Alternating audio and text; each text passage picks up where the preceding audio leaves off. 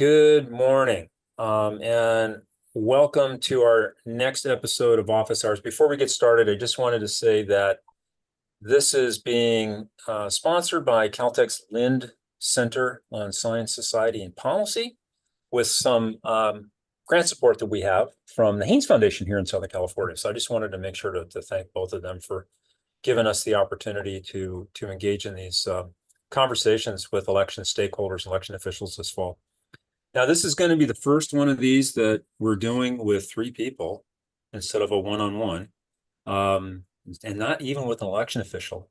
So I think I'm ready for this, but we'll see.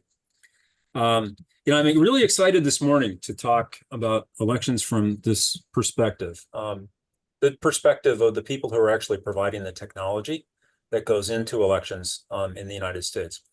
It's actually a perspective that I honestly don't think gets as much attention as it deserves. And again, I think we'll have an interesting conversation about it today and hopefully carry that conversation forward.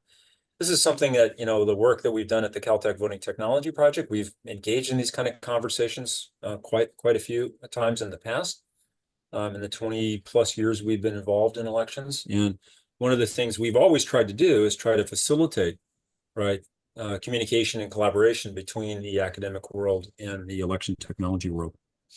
So what I'm going to do today is start by introducing each of our guests and chatting with them for a few secs, and then we'll move on and have some general conversation with our three guests. So I'm going to start with Ben. Ben Adida is the founder and executive director of VotingWorks, the only nonprofit maker of voting equipment in the United States. And before I forget, I will mention that Ben has a podcast, which he will tell us about at some point. Ben's worked on voting technology since 1998. I mean, he's been in this area as long as I have. There aren't too many people, I think, who can say that these days. He's got the gray beard to account for it, kind of like I've got the gray hair. And he's a world-recognized expert on election security who talks regularly about election security at conferences. He's got a great extensive experience in this area. He's been a developer of software. He's worked in many capacities in industry. And, Ben, it's really exciting to have you with us today. Now, I've known you, I think I've pretty much known you since you got started in this area. It's about the time I got started in the area as well. Pretty much. You were working with Ron Rivest, who was one of my fellow co-directors of the Voting Technology Project. So how did you initially get involved in voting technology at MIT? And then how does that evolve into what you're doing today with VotingWorks, in particular, how VotingWorks is a nonprofit? Yeah. I mean, so I got involved in voting technology. First, thanks for having me and having us. It's fun. It's fun to be to see some friendly faces as we're all heads down preparing for this election season. I got involved in voting because initially I was fascinated with security and cryptography. And cryptography is, in some ways, the science of resolving conflicting requirements. The common one is public key cryptography. Lots of people can encrypt, but only one person can decrypt. How does that work? That sounds contradictory. And you have the same kind of tension of requirements in voting, right? I want my vote to count. I want to make sure it counts. I want to be confident that it counted, but it has to be secret. And there's a tension between those two requirements. And I just intellectually, I found this just quite fascinating from very early on. That's how I got into it, even before the Voting Technology Project as an undergraduate a few years prior to that. And then I just got hooked. I think like a lot of people in this field, you realize just how meaningful it is to work on democracy and the intellectual challenge of resolving those tensions just, was great. Then I went off and did a whole bunch of other things that were not voting related after the VTP. I think basically I learned how to build technical products. And after I'd done that, I came back and decided to try to apply that to the voting space. So is there something about this experience, though, like as coming from the academic world, like you were an undergrad at MIT, right? I was, yeah. Then you worked with Ron and got your PhD there, right? Yep. That led you to found VotingWorks, though, as a nonprofit. What's the key there? Yeah, I think the key is actually less from the academic angle in that case, although I really value the time I had as an academic in this space, because I feel like it gives me a little bit of a broad view of the different viewpoints on the space. I had the chance when I was not working on voting to work at Mozilla, the makers of Firefox. And I found the idea of a technology nonprofit where you're aligning the incentives as closely as you can with the customer and with the public good to be really compelling. And so that's the main driver for VotingWorks being a nonprofit. Excellent. Well, that's great. Thank you. So next up, we have Sara Cutter. And Sara, we have not met before. Nice to meet you today. Thank you. Nice to meet you as well. Yeah, I look forward to meeting you in person at some point. You've got your work cut out for us today with this group. You are the executive director of the American Council for Election Technology, which do we call it ACET? ACET, that's correct. Okay. A national nonprofit trade association of election system provider members that serves as a unified voice of election technology, promoting policies that support secure, accurate, transparent, and accessible elections. In addition to that role that you play, you're an attorney specializing in political law at Vantage Legal in Washington, D.C., where you work in political law, compliance, and strategic initiatives that help shape election operations throughout the U.S. Sounds like a very exciting job. Prior to that, you worked as an executive director at Colorado Builds, where you spearheaded organizational growth and strategic planning. You have a JD from George Mason, the Scalia Law School, and BBA from the University of Colorado Springs. And you've got a lot of experience, not just in the technology area, but also in legal and policy advisory roles. So since I'm not super familiar, and I think some of our people who are on today probably aren't really familiar with ACET, can you tell us what the organization does in the elections area? And are the member companies just all voting system companies, or are there other companies that are members of the organization?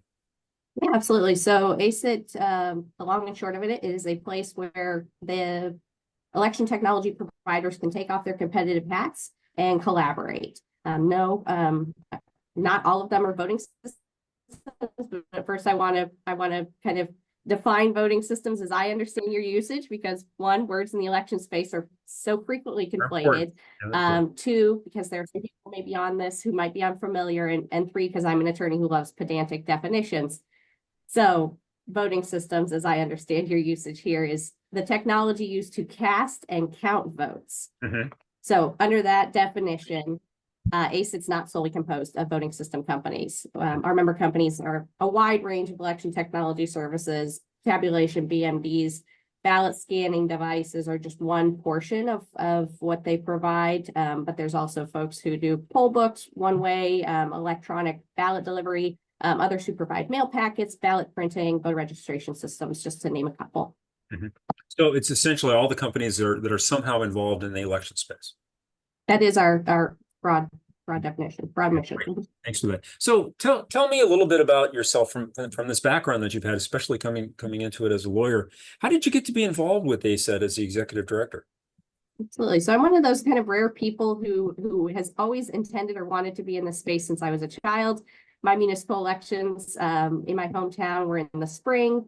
It was during the time, and I just thought elections were for me. I got to go to a public school after hours, which was a big deal for a nerdy Catholic school kid. And these sweet little old ladies had cookies and there were stickers, and it was just such a wonderful experience. I knew that this is where I wanted to be, and had started in the Colorado General Assembly, and since then been in every side of a ballot. So I did some time at the Office of Elections in Fairfax County. I was in a political consultant working on the campaign side of things for a little while. And then now as an attorney, as you read my biography, and what I do there. But it's, I actually learned about this position, excuse me, it's a bit of a shameless plug, on LinkedIn. I had been following ACET. I knew the mission, supported it, and I saw a post from the great Michelle Schaefer, who was the acting ED during their executive search. And I just asked her, how do we know all the same people and yet we don't know each other? And that's how I came to be the executive director, was through that connection. Excellent. And for there's some of the students from Caltech are on right now, so that make sure you're on LinkedIn. LinkedIn's an important tool, right? We always remind them. So thanks. Ed, okay, so like Ben, I've known you for quite some time. Yes, sir, we have.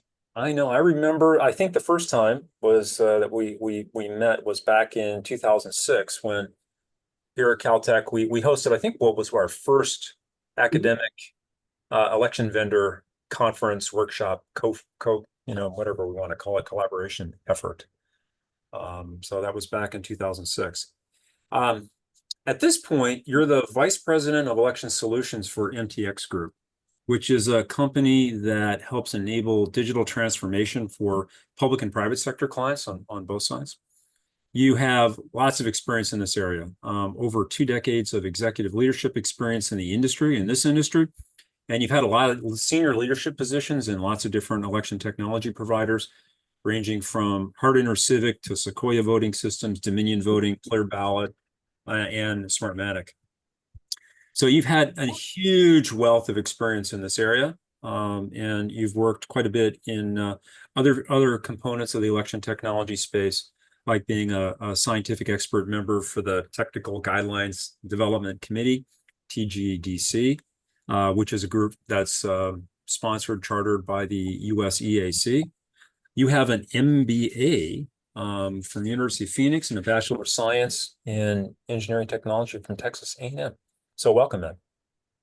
Mike, thank you for having me today. Yeah, and I appreciate the kind biography there.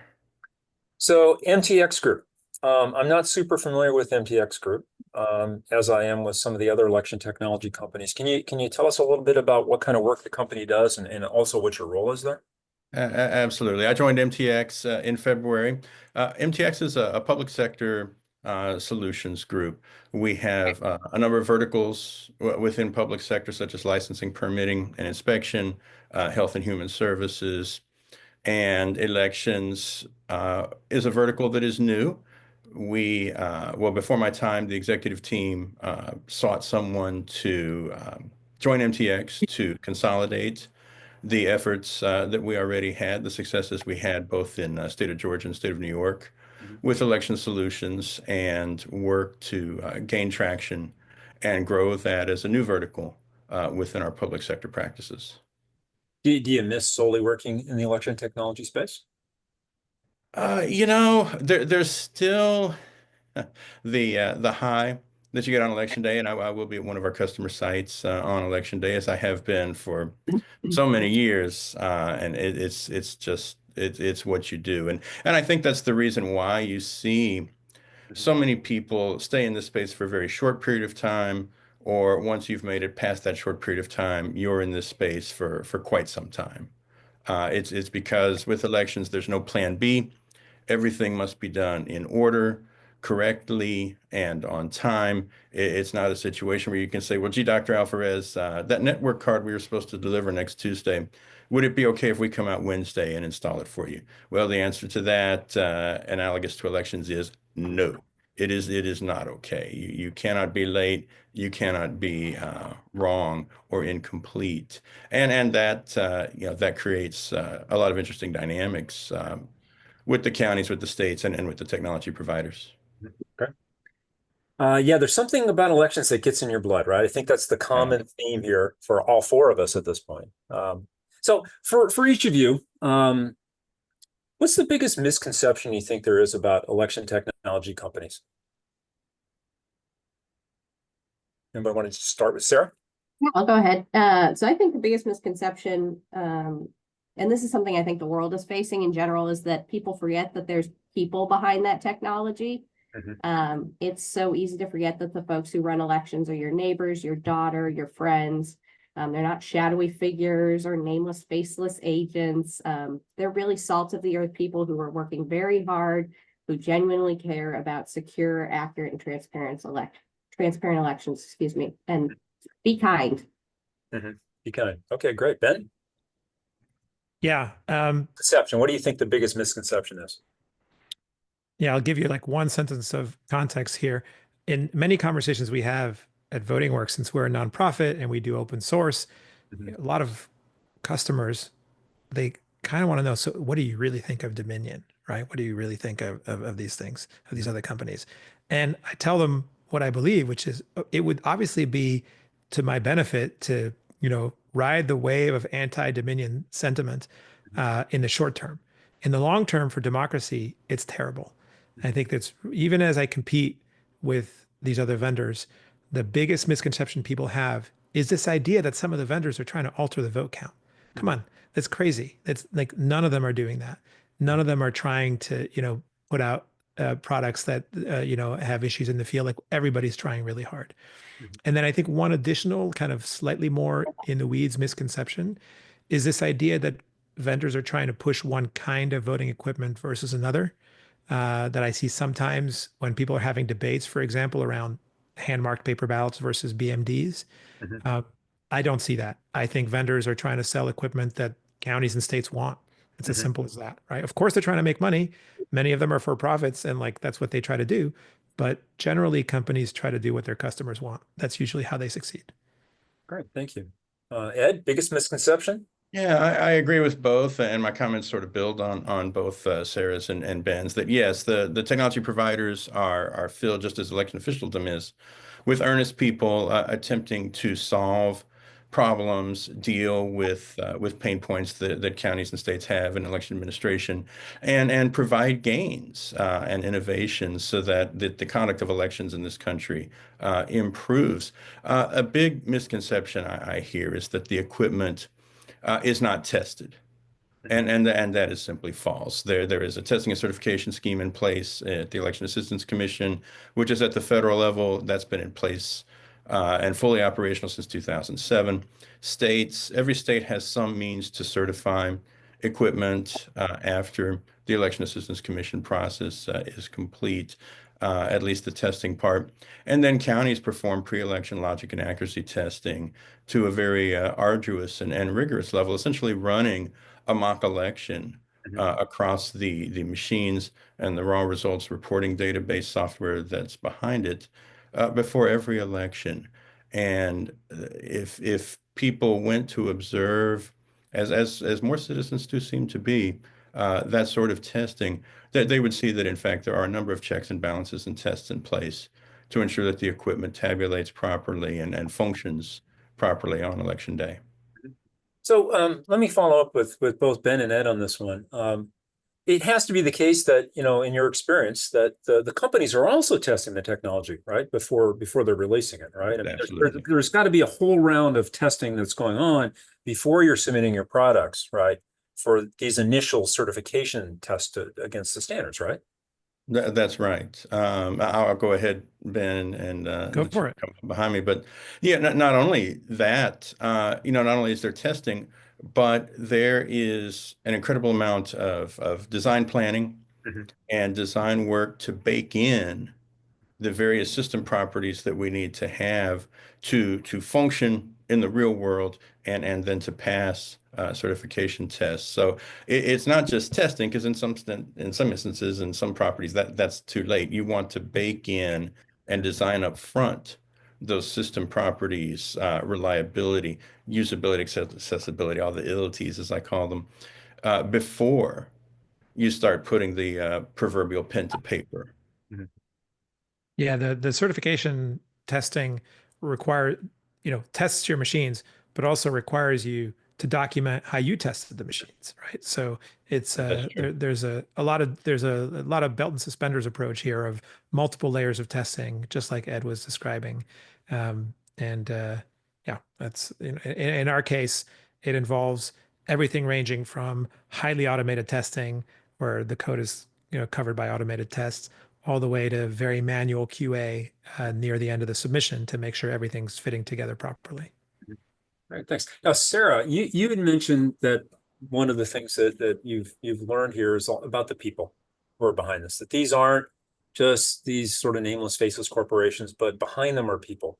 What are one or two of the things you've learned about the people, right, who are in the election technology industry and are really making things happen in that area? I apologize, you froze. I missed the last part of that question. I was just wondering, what it is about the people that you've learned Oh, who are working in the election. What's impressing you about the people who are working in this area? so I've traveled the nation at this point, to visit our members and local jurisdictions. But when you see the redundancy and the resiliency of the machines, and when you see the patriotism and the passion of the people, you really do see safe, secure, accurate, transparent elections. It's to Ed's point, these are earnest folks. Great. I also want to remind folks who are with us today that if you have questions, go ahead and pop them in the Q&A. So one of the things that we're doing right now at Caltech is we're working pretty actively on trying to understand election disinformation, and how election officials are working to grapple with that, like they've been doing it for the last couple of election cycles, but it just seems to keep amping up as a problem in each election cycle. From each of your perspectives, other than the one that you mentioned already, Ben, about election companies actively trying to change the vote, what are some of the biggest pieces of disinformation that you're hearing? Like, let's start with you, Sarah. I'm sorry, you froze again. Was it about disinformation? Election disinformation. What's the biggest? What are you hearing out there that you think is especially most concerning? I apologize. Thank you. Top of mind is I get asked nearly on a daily basis about paper ballots, and a lot of folks say, you must be opposed to paper ballots from an election technology provider standpoint. And I think, no, absolutely not. That's one, untrue. Two, it's another one of these terms that gets often conflated. Paper ballots does not automatically mean no technology. And the more that folks will realize or understand that 98% of the jurisdictions are utilizing paper ballots, and that there are these voter verifiable audible trails that they can, later audit and hand count. That's one of the ones up really frequently, most recently, and even some of our vendors' customers have said, I need a paper ballot, and we go, you have one. It prints out of the ballot marking device that is paper. How are we defining paper now? And what they probably mean, and I'm going to just suppose, they mean hand marking ballots rather than a ballot marking device. And if they want that, the technology is available for that. To Ben's point earlier, we're here to provide, my members are here to provide a service to these jurisdictions and to fulfill the needs and orders that they make. So. All right, great. Ed? To build on Sarah's comment, I describe that as every voter ends their session with a piece of paper. And that has resonated well. It seems to cut through this idea, what is paper? And, did I start with a piece of paper or did I end with the paper? Well, it doesn't matter, because if there's questions about the electronic records, and there's always dual records, electronic and paper, you can always go back and count that paper. But the biggest misconception I have is around the vulnerability of the systems. And when I describe to people who are concerned about security vulnerabilities and their exploitation with the systems, I tell them that the tabulation systems are on a closed, isolated network. And you see some people try and chip away at that paradigm, but it is still true. You would see and hear people say that the systems are essentially naked out on the sidewalk in front of the polling place for anybody to tamper with, and that is certainly not true. We mentioned testing earlier. Part of that testing is direct security testing from the software source code level up to the assembled devices and how they're deployed in the polling places, and a number of steps and tests in between. Alongside that, once again, the systems are in a closed, isolated network. They're air gapped to where information going into the system has to cross that air gap. The devices, the voting devices themselves of all sorts, do not contain the ability to transmit over Wi-Fi, over radio frequencies of any sort. And the raw results that those machines give to the back-end software at Election Central, the central offices at the counties, then has to be taken through an air gap to get out to county and state level websites. It is a closed, isolated system, which certainly cuts the vulnerabilities. And like I do say a little bit informally and humorously, the adversarial nations to the United States can't mark up and remark millions and millions of pieces of paper. Excellent. Ben? Yeah, I agree with everything that was just said, and I'll add a slightly different tack, which is I think there's this confusion slash misinformation regarding how paper ballots are chosen to be counted. There's this idea that like if you just put a whole bunch of ballots in a drop box, the election administrators are just going to count them because they're there, right? Or that somehow if we get these back boxes of ballots with bamboo fibers in them that show up at the precinct, the election administrators will be like, "Yeah, great, I see some ballots. Let's just count them." Right? There's this confusion about the fact that in every voting process, be it by mail, by drop box, by in person, there's a point of identity checking of the voter that then qualifies the ballot to be counted. And then there's all these discussions that get lost around, we need to use security paper for ballots and to find legitimate ballots. A ballot becomes legitimate if it is cast by a legitimate voter. That's what makes a ballot legitimate. And it's checked. Every single ballot is checked for that before it goes in the pile to be counted. And it's frustrating to see some of these discussions that go off into the deep end of things that literally don't matter. Because if you put a whole bunch of paper in the drop box, unless it's in the proper envelope with the proper name and the proper signature, and that person hasn't already voted, that paper is going to get discarded. I think that's one of the in the public sphere, one of the biggest points of confusion that I wish could be corrected because it's so obviously wrong. Yeah, that's a very good point. Now, we actually had a related question in Q&A, which I think is quite interesting. And I'll just read it. And it's along this discussion of misinformation. What do you think election technology providers can do to help not just push back on misinformation or disinformation like we were just talking about, but to more actively work to increase trust in elections? What are some gaps in information you think need to be? So what can the technology providers do to really increase trust, Sarah?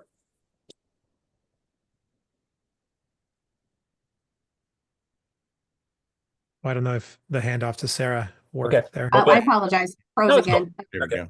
Having quite an internet connection issue over here in Washington, D.C.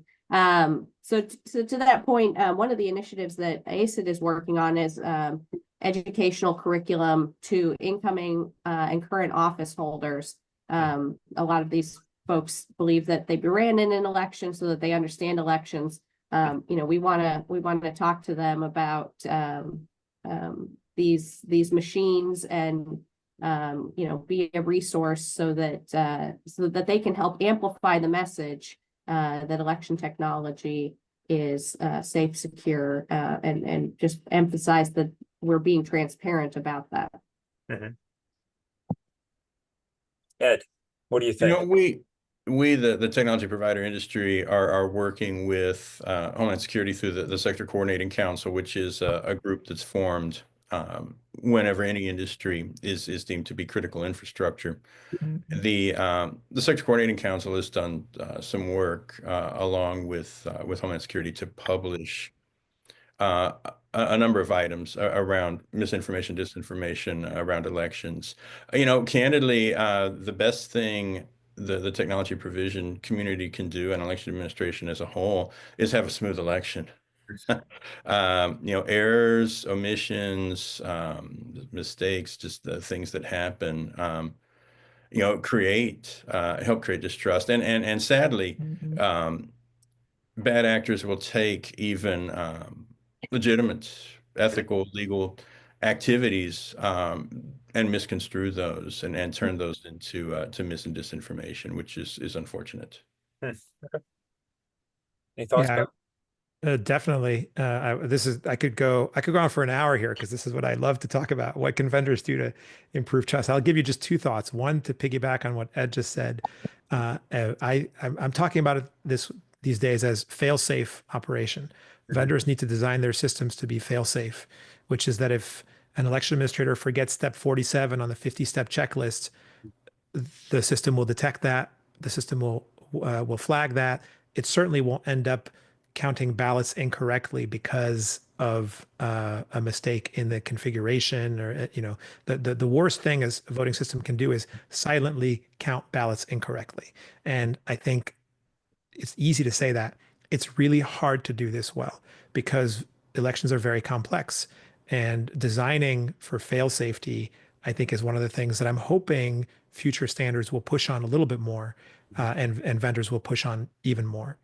And then, of course, my hobby horse on this is complete transparency. At VotingWorks, we're open source. We publish every single line of source code that goes into our machines. There's nothing stopping other vendors from doing the same thing. It's not a competitive advantage we have. It's a practice that everyone could have. The way I put it is, it's 2024. Why are we counting ballots with secret code? There's no reason for that. And I do think that could help. It's not the only thing, but I think that can help. Okay. Excellent. Thank you. I was talking, actually emailing yesterday with my colleague at MIT, Charles Stewart, and we were both sort of joking about not getting any sleep on November 5th. I think we'll all, it probably is going to be a long couple of days. What are each of you most worried about with regard to the election on November 5th, and how are your organizations respectively working to be prepared for whatever you think could be your biggest nightmare on November 5th? Let's start with that on this one. My concern is one that I mentioned just a moment ago, that we're going to see any mistakes in election administration, but not only those that hopefully won't happen or be few in number, but legitimate activities that are perfectly legal, ethical, moral, and any adjective you want to place in front of them, be amplified, magnified, shown to be partisan or described to be partisan, and melded into a narrative of why candidate A or B didn't win the presidency. I've read, you see many times when there's sources of misinformation that there's affidavits. Somebody signed an affidavit, somebody filled out, and all these people filled out affidavits. And I've probably read 800 pages of affidavits, and with few exceptions, they describe things that are perfectly logical and sensible and actually have nothing to do with election administration.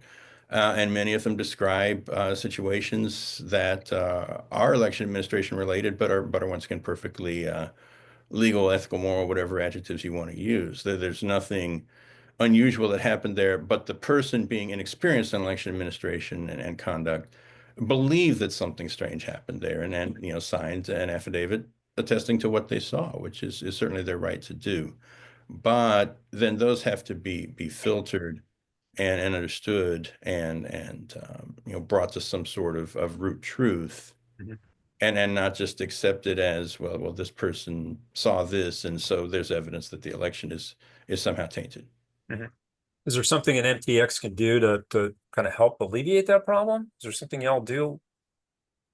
We are in more of the back office. We're not in the polling Okay. place with polling place equipment. We're doing voter registration, campaign finance, lobbies, disclosure. So for our part, yes, keeping and helping our customers keep clean voter rolls Okay. is important. There are a number of people out there scouring voter rolls. In most states, they're public. You can purchase them, you can view them, various things. And of course, the campaigns can, as political parties, take advantage of that. And they're scouring those, looking for persons who are deceased, persons who've moved out of the state, yet are still on the voter rolls. So our solutions, our tools aid states in keeping their voter rolls clean. That's one way we can help based on what we are providing to the greater elections community. Great. So Ben, is there something that's keeping you up at night? About the Yes. election, that is.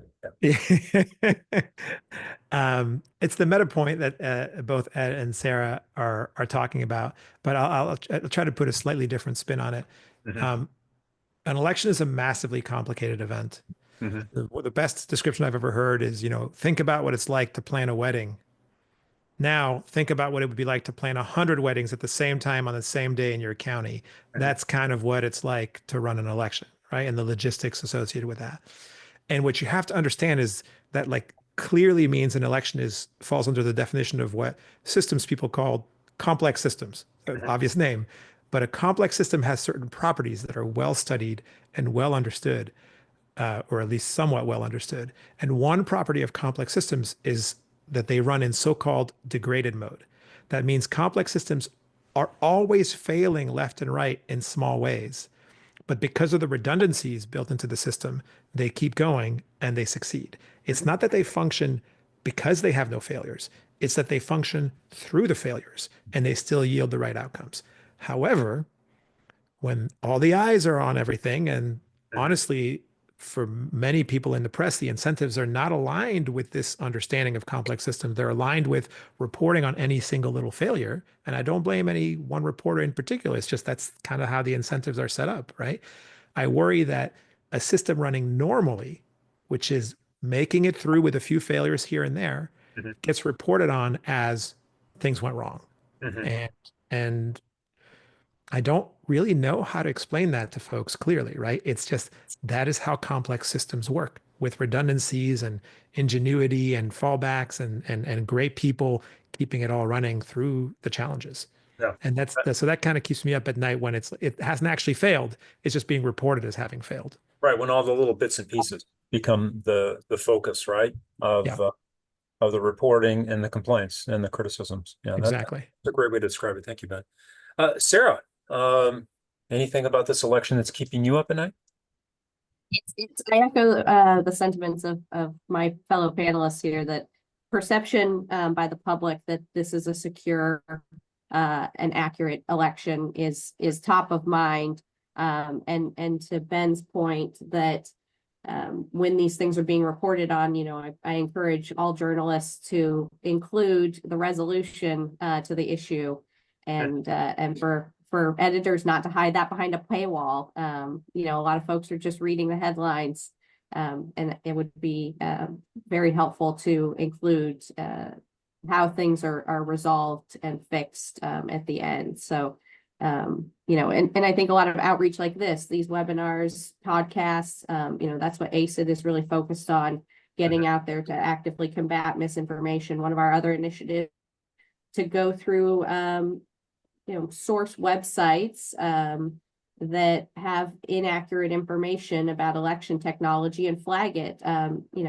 Even organizations that are kind of encyclopedia-esque, or maybe even have a history in print encyclopedias, just saying, hey, this isn't quite correct, and here's perhaps a better source or something that you can take back and look at and adjust this information. So that's one of the things that we're working on, about helping the public perceive this as it is a secure election. Excellent. Are there materials on the ACET website for the public on this, or something like some resource that you all are providing? We are working on making our website more robust. We've got a couple different initiatives. We are hoping to have something like a hand count calculator and some other resources related to the cost of elections that we will be rolling out in 2025. Excellent. Well, look forward to seeing that. That's great. Absolutely. So one last question, and I'm just going to ask Ben to answer this one. It comes from somebody who's participating in the webinar. What do you think is the primary barrier to implementing vote from home online ballots? I think I know what your answer in 1998 would have been. What's the Really? primary barrier today? I don't know what my answer in 1988 was. So I try to find so many different ways to explain this one and different analogies. Mhm. At the end of the day, the barrier that I have worked on overcoming for much of my time in academia and have concluded I don't know how to overcome, and not just me, but many, many people smarter than me don't know how to overcome with the current technology, is we don't know how to give a voter direct evidence of how their vote was recorded while also keeping the ballot secret. Mhm. And we know how to do that if you're looking at a piece of paper, just you in the voting booth with a piece of paper. We know that, okay, that is my vote, and I'm going to put it in the box, and there's going to be seals and a process that and we don't know how to replicate that digitally. Now, little caveat for my cryptographer friends. We actually do know how to do it with fancy cryptography. We just don't know how to do it in a way that's accessible to most people to understand and to work with. So for all intents and purposes, we don't really know how to do it in an election.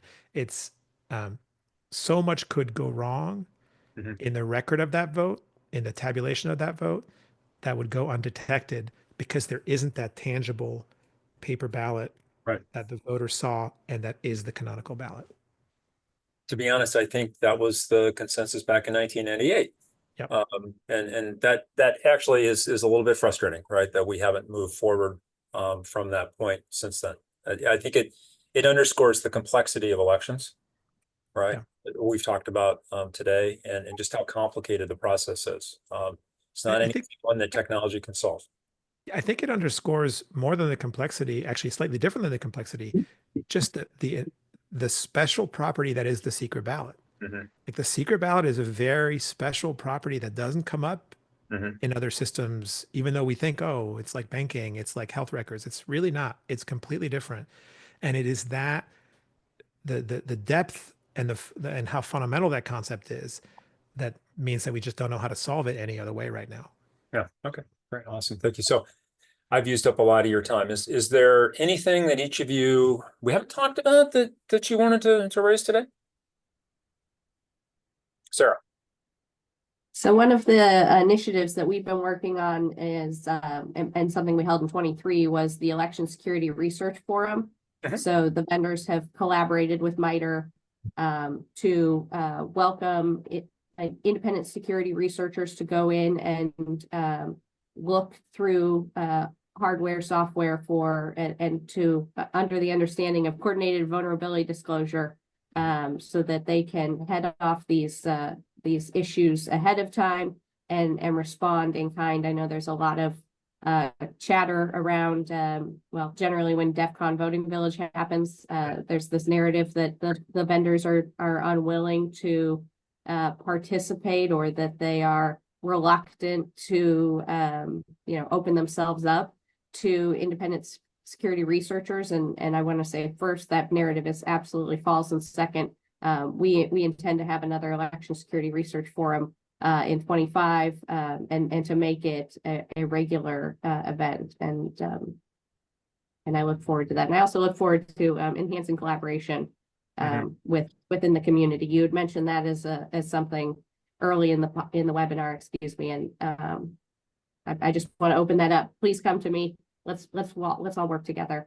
Absolutely. Yeah. I welcome that. We'll have to have some chats about that. But once we get through November 5th, of course, going to be Absolutely. a bit busy for the next month. But Ben, anything else to add that we haven't talked about?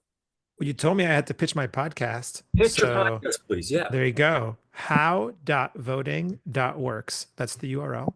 And it's a podcast about the mechanics and technology of voting, where we kind of go in depth and talk about that. So no, just Excellent. you mentioned you said I should mention it. I think you've asked all the right questions, and I'll say the thing that everybody in this space says, which is, if you're curious about this, actually take the time, take a day off on Mhm. election day, go be a poll worker, Mhm. and you will come out of it. You will learn so much. And you will learn one thing, which I didn't get a chance to mention earlier, which is that the one thing that unifies everybody who works on elections, in particular election administrators, the public servants, is just how hard they work. Mhm. The amount of work they do is unimaginably overwhelming. And you can't understand that unless you go and try to do a little piece of it yourself. Absolutely. I agree 100% with that. Thank you, Ben. Ed, anything that we haven't talked about? Or Sure, and I didn't have a question. I had an admonition, but Ben took it, and that is to go and be a poll worker. I do have a pithy saying for it, and that is if you what is it? If you wanna cast doubt, you got to help out. Or I can flip that around and say you can't cast doubt if you don't want to help out. Mhm. So yes, go and aid the back office high-speed scanning, the polling place activities. County clerks are often uh, in dire need of people to aid working the elections. The average or median age of election workers is I know at least starts with a 6. It may even start with a 7, and yeah, we need a new crop of persons to help work elections for that reason. But people who are out there casting about with their misinformation, disinformation, are people who have not worked elections with very few exceptions. And it is because once you see the ballot accounting that you must do, the other process checks, the bipartisan sign-offs, you see that the things that are being touted as election administration deficiencies in this country are simply untrue. Okay. Well, thank you for that. That's a great way to end. I want to thank Sara, Ed, and Ben. This has been wonderful. Thank you for your time. And, good luck with each of your endeavors, and, good luck for November 5th. Thanks so much, Mike. Thank you. Thanks. Yes, Thanks, Mike. All right, y'all take care. You too. you as well.